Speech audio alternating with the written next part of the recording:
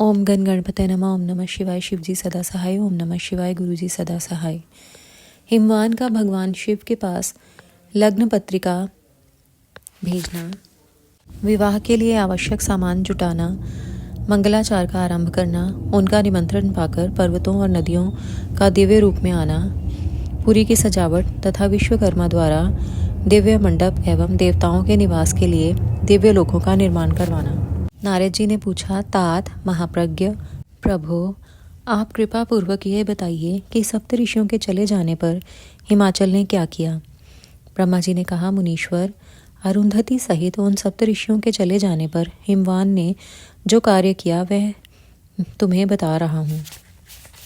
सप्त ऋषियों के जाने के बाद अपने मेरु आदि भाई बंधुओं को आमंत्रित करके पुत्र और पत्नी सहित महामनस्वी गिरिराज हिमवान बड़े हर्ष का अनुभव करने लगे। तदनंतर ऋषियों की आज्ञा के अनुसार हिमवान ने अपने पुरोहित गर्ग जी से बड़ी प्रसन्नता के साथ लग्न पत्रिका लिखवाई। उस पत्रिका को उन्होंने भगवान शिव के पास भेजा। पर्वतराज के बहुत से आत्मीय जन प्रसन्न मन से नाना प्रकार की सामग्रियां लेकर वहां गए। कैलाश पर भगवान शिव के समीप पहुंचकर उन लोगों ने शिव को तिलक लगाया और वह लग्न पत्र उनके हाथ में दिया। वहां भगवान शिव ने उन सबका यथा योग्य विशेष सत्कार किया। फिर वे सब लोग प्रसन्नचित हो शैलराज के पास लौट आए। महेश्वर के द्वारा विशेष सम्मानित होकर बड़े हर्ष के साथ लौटे हुए उन लोगों को देखकर हिमवान के हृदय में अत्यंत हर्ष हुआ। तत्पश्चात आनंदित हो शैलराज ने नाना देशों में रहने वाले अपने बंधुओं को लिखित आमंत्रित भेजा, जो उन सबको सुख देने वाला था। इसके बाद वे बड़े आदर और उत्साह के साथ उत्तम अन्न एवं नाना प्रकार की विवाहोचित सामग्रियों का संग्रह करने लगे। उन्होंने चावल, गुड़, शक्कर, आटा, दूध, दही, घी, मिठाई, नमकीन पदार्थ, मक्खन, पकवान, महान स्वादिष्ट रस और नाना प्रकार के व्यंजन इतने अधिक एकत्र किए कि सूखे पदार्थों के पहाड़ खड़े हो गए और द्रव पदार्थों की बावड़ियां बन गईं। शिव के पार्षदों और देवताओं के लिए हितकर नाना प्रकार की वस्तुएं, भांति भांति के बहुमूल्य वस्त्र, आग में तपाकर शुद्ध किए हुए सुवर्ण, रजत और विभिन्न प्रकार के मणिरत्न, इनका तथा अन्य उपयोगी द्रव्यों का विधि पूर्वक संग्रह करके गिरिराज ने मंगलकारी दिन में मांगलिक कृत्य करना आरंभ किया। पर्वतराज के घर की स्त्रियों ने पार्वती का संस्कार करवाया। भांति भांति के आभूषणों से विभूषित हुई राजभवन की उन सुंदरी स्त्रियों ने सानंद मंगल कार्य का संपादन किया। नगर के ब्राह्मणों की स्त्रियों ने स्वयं बड़े हर्ष के साथ लोकाचार का अनुष्ठान किया। उसमें मंगल पूर्वक भांति भांति के उत्सव मनाए गए। हर्ष भरे हृदय से उत्तम मंगलाचार का संपादन करके हिमालय भी सर्वतोभावेन बड़े प्रसन्न हुए और अपने निमंत्रित बंधुजनों के आगमन की उत्सुकता पूर्वक प्रतीक्षा करने लगे। इसी बीच में उनके निमंत्रित बंधु बांधव आने लगे। देवताओं के निवास भूत गिरिराज सुमेरु दिव्य रूप धारण करके नाना प्रकार के मणियों तथा महारत्नों को यत्नपूर्वक साथ ले अपने स्त्री पुत्रों के साथ हिमालय के घर आए।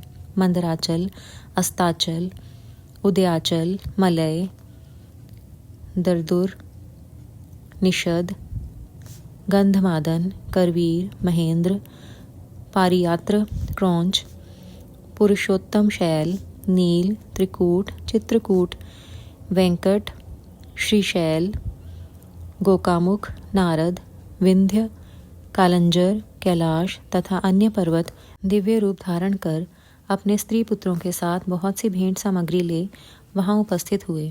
दूसरे द्वीपों में तथा यहाँ भी जो पर्वत हैं वे सब हिमालय के घर पधारे। शिवा और शिव का विवाह है यह जानकर सबने बड़ी प्रसन्नता के साथ वहां पदार्पण किया। शोणभद्र आदि नद और संपूर्ण नदियां दिव्य नर नारियों के रूप धारण कर नाना प्रकार के अलंकारों से अलंकृत हो शिव पार्वती का विवाह देखने के लिए आए।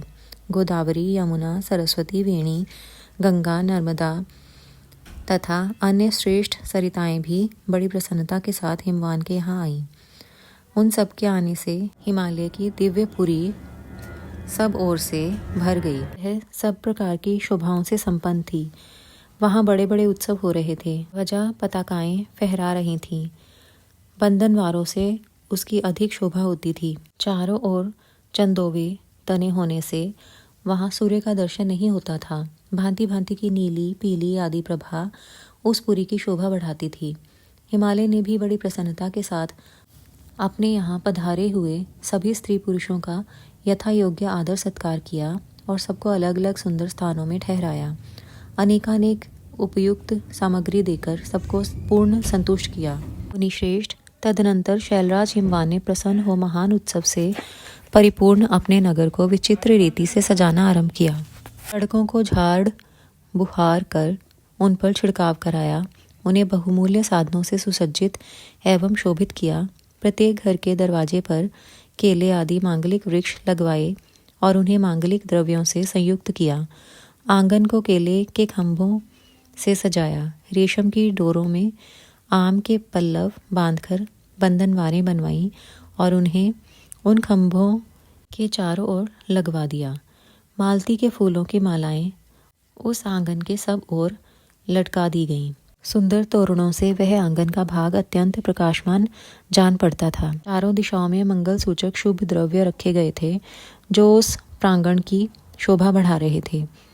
इसी प्रकार अत्यंत प्रसन्नता से भरे हुए गिरिराज हिमवान ने महान प्रभावशाली गर्ग मुनि को आगे करके अपनी पुत्री के लिए प्रस्तुत करने योग्य सारा उत्तम मंगल कार्य संपन्न किया।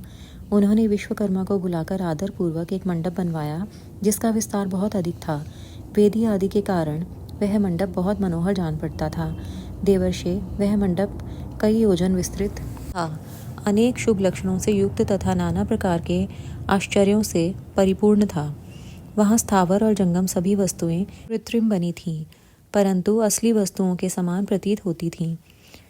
उनसे उस मंडप की मनोहरता बढ़ गई थी। वहाँ सब और ऐसी अद्भुत वस्तुएं थीं जो उस मंडप का सर्वस्व जान पड़ती थीं। नाना प्रकार की निराली वस्तुओं का चमत्कार वहाँ छा रहा था। वहाँ की स्थावर वस्तुओं से जंगम और जंगम वस्तुओं से स्थावर पराजित हो रहे थे, अर्थात वे एक दूसरे से बढ़कर शोभाशाली और चमत्कारपूर्ण दिखाई देते थे। उस मंडप की स्थल भूमि जल से पराजित हो रही थी, अर्थात चतुर से चतुर मनुष्य भी यह नहीं जान पाते थे कि इसमें कहाँ जल है और कहाँ स्थल। कहीं कृत्रिम सिंह बने थे और कहीं सरसों की पत्तियाँ। कहीं बनावटी मोर थे जो अपनी सुंदरता से मन को मोह लेते थे। कहीं कृत्रिम स्त्रियाँ थीं, पुरुषों के साथ नृत्य करती हुई देखी जाती थीं। वे कृत्रिम होने पर भी सब लोगों की ओर देखती और उनके मन को मोह में डाल देती थीं।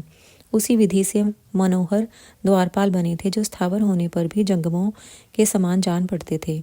वे अपने हाथों से धनुष उठाकर उन्हें खींचते देखे जाते थे। द्वार पर कृत्रिम महालक्ष्मी खड़ी थीं जिनकी रचना अद्भुत थी। वह समस्त शुभ लक्षणों से संयुक्त दिखाई देती थीं। उन्हें देखकर ऐसा जान पड़ता था मानो क्षीर सागर से साक्षात लक्ष्मी ही आ गई हों। उस मंडप में स्थान स्थान पर सजे सजाए कृत्रिम हाथी खड़े किए गए थे जो असली हाथियों के समान ही प्रतीत होते थे। घुड़सवारों सहित घोड़े और हाथी सवारों सहित हाथी बनाए गए थे। जहाँ तहाँ रथियों सहित रथ बने थे जो कृत्रिम अश्वों से ही खींचे जाते थे। उन्हें देखकर लोगों को बड़ा आश्चर्य होता था। इनके सिवा दूसरे दूसरे कृत्रिम वाहन भी वहाँ खड़े थे। पैदल सिपाहियों की कृत्रिम सेना भी वहाँ मौजूद थी। मुने प्रसन्नचित्त वाले विश्वकर्मा ने देवताओं और मुनियों को भी मोह आश्चर्य में डालने के लिए वहाँ ऐसी अद्भुत रचनाएं की थीं। मंडप के सबसे बड़े फाटक पर कृत्रिम नंदी खड़ा था जो शुद्ध स्फटिक मणि के समान उज्जवल कांति से सुशोभित होता था। भगवान शिव के वाहन नंदी की जैसी आकृति है ठीक वैसा ही वह भी था। उस कृत्रिम नंदी के ऊपर रत्न विभूषित महादिव्य पुष्पक शोभा पाता था जो पल्लवों तथा श्वेत चामरों से सजाया गया था। उसके वाम पार्श्व में 2 कृत्रिम हाथी खड़े थे जिनका रंग विशुद्ध केसर के समान था। वे 4 दांत वाले बनाए गए थे और 60 वर्ष के पाठों के समान दिखते थे। वे परस्पर स्नेह करते से प्रतीत होते थे। उनमें बड़ी चमक थी। इस प्रकार सूर्य के समान अत्यंत प्रकाशमान 2 दिव्य अश्व भी विश्वकर्मा ने बनाए थे, जो चंवर से अलंकृत और दिव्य आभूषणों से विभूषित थे। श्रेष्ठ रत्नमय आभूषणों से संपन्न कवचधारी लोकपाल तथा संपूर्ण देवता भी वहाँ विश्वकर्मा द्वारा रचे गए थे, जो ठीक उन्हीं लोकपालों और देवताओं से मिलते जुलते थे। इसी तरह भृगु आदि समस्त तपोधन ऋषि, अन्यान्य उपदेवता और सिद्ध भी उनके द्वारा वहाँ निर्मित हुए थे। गरुड़ आदि समस्त पार्षदों से युक्त भगवान विष्णु का कृत्रिम विग्रह भी विश्वकर्मा ने बनाया था, जिसका स्वरूप साक्षात श्री हरि के समान ही आश्चर्यजनक था। नारद उसी प्रकार पुत्रों, वेदों और सिद्धों से घिरे हुए मुझ ब्रह्मा की भी प्रतिमा वहाँ बनाई गई थी, जो मेरे समान ही वैदिक सूक्तों का पाठ कर रही थी। ऐरावत हाथी पर चढ़े हुए देवराज इंद्र भी वहाँ दल बल के साथ खड़े थे। वे भी कृत्रिम ही बनाए गए थे और परिपूर्ण चंद्रमा के समान प्रकाशित होते थे। देवर्षे, बहुत कहने से क्या लाभ। हिमाचल से प्रेरित हुए विश्वकर्मा ने वहाँ शीघ्र ही संपूर्ण देव समाज के कृत्रिम विग्रहों का निर्माण कर लिया था। इस प्रकार उन्होंने दिव्य मंडप की रचना की थी। वह मंडप अनेक आश्चर्यों से युक्त, महान तथा देवताओं को भी मोह लेने वाला था। तदनंतर गिरिराज हिमवान की आज्ञा से परम बुद्धिमान विश्वकर्मा ने देवता आदि के निवास के लिए उनके कृत्रिम लोकों का भी यत्नपूर्वक निर्माण किया। उन्हीं लोकों में उन्होंने उन देवताओं के लिए अत्यंत तेजस्वी, परम अद्भुत और सुखदायक बड़े बड़े दिव्य मंचों, सिंहासनों की रचना की। इसी तरह उन्होंने मुझ स्वयंभू ब्रह्मा के निवास के लिए क्षण भर में अद्भुत सत्यलोक की रचना कर डाली, जो उत्तम दीप्ति से उद्दीप्त हो रहा था। साथ ही भगवान विष्णु के लिए भी क्षण भर में दूसरे दिव्य वैकुंठ धाम का निर्माण कर दिया, जो परम उज्ज्वल तथा नाना प्रकार के आश्चर्यों से परिपूर्ण था। इसी तरह विश्वकर्मा ने देवराज इंद्र के लिए भी दिव्य, अद्भुत, उत्तम एवं समस्त ऐश्वर्यों से संपन्न ग्रह की रचना की। अन्य लोकपालों के लिए भी उन्होंने प्रसन्नतापूर्वक बड़े सुंदर, दिव्य, अद्भुत एवं बड़े बड़े भवन बनाए। फिर क्रमशः समस्त देवताओं के लिए भी उन्होंने क्रमशः विचित्र ग्रहों का निर्माण किया। परम बुद्धिमान विश्वकर्मा को भगवान शंकर का महान वर प्राप्त था, इसीलिए उन्होंने शिव के संतोष के लिए क्षण भर में इन सब वस्तुओं की रचना कर डाली। तदनंतर उसी प्रकार भगवान शंकर के लिए भी उन्होंने एक शोभाशाली ग्रह का निर्माण किया, जो शिव के चिन्ह से युक्त तथा शिवलोकवर्ती दिव्य भवन के समान ही अनुपम था। श्रेष्ठ देवताओं ने उसकी भूरी भूरी प्रशंसा की थी। वह परम उज्ज्वल, महान प्रभापुंज से उद्भासित, उत्तम और अद्भुत था। विश्वकर्मा ने भगवान शिव की प्रसन्नता के लिए वहाँ ऐसी अद्भुत रचना की थी, जो परम उज्ज्वल होने के साथ ही साक्षात महादेव जी को भी आश्चर्य में डालने वाली थी। इस प्रकार यह सारा लौकिक व्यवहार करके हिमाचल बड़ी प्रसन्नता के साथ भगवान शंभु के शुभ आगमन की प्रतीक्षा करने लगे। देवर्षे, हिमालय का यह सारा आनंददायक वृतांत मैंने तुमसे कह सुनाया। अब और क्या सुनना चाहते हो? शुक्राना गुरुजी महाराज, भूल चूक माफ।